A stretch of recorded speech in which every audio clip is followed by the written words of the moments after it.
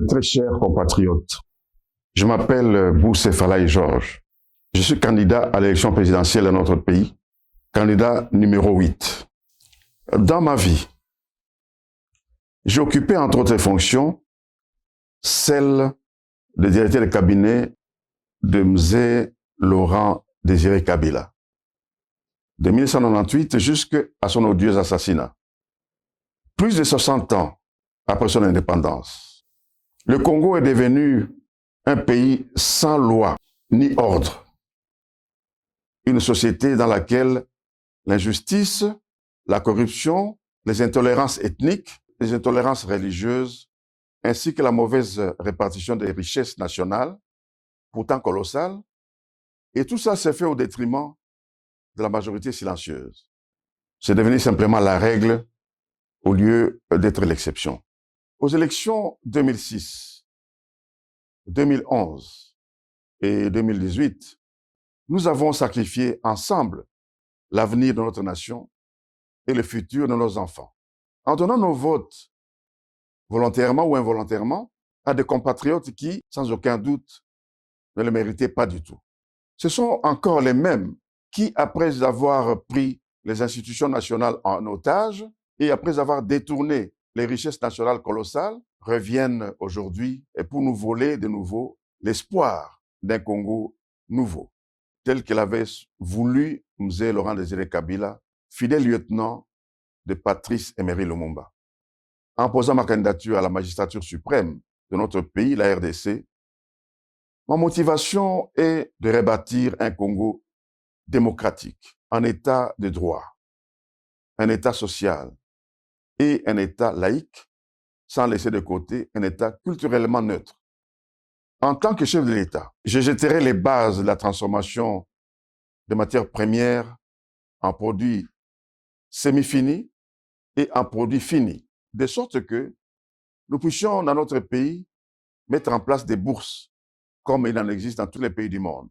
Cet État que je voudrais voir naître sera capable de répondre aux besoins d'une armée nationale forte, capable de défendre l'intégrité territoriale, ainsi que les institutions de la République. Sans oublier une police nationale capable de faire respecter l'ordre public, ainsi que les institutions de la République, et de protéger les personnes et leurs biens. Cet État régalien devra être capable de répondre aux besoins des Congolais qui ne peuvent accéder aux soins médicaux privés, afin qu'ils bénéficient gratuitement de ces soins dans une formation hospitalière publique. Je viens donc vous proposer de mettre fin au pouvoir de l'argent, par l'argent et pour l'argent.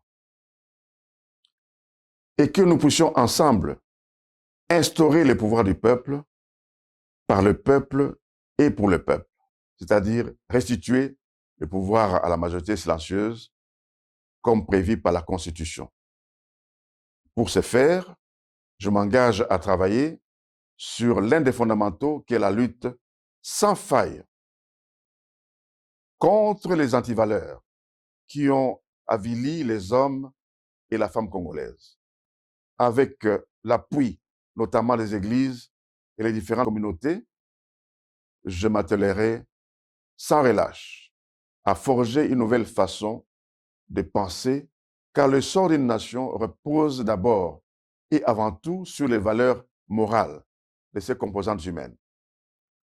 Aujourd'hui, le temps n'est plus au procès ni aux condamnations,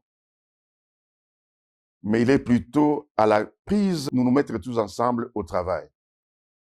Très chers compatriotes, votre bulletin de vote est le commencement de la solution à tous ces problèmes épineux.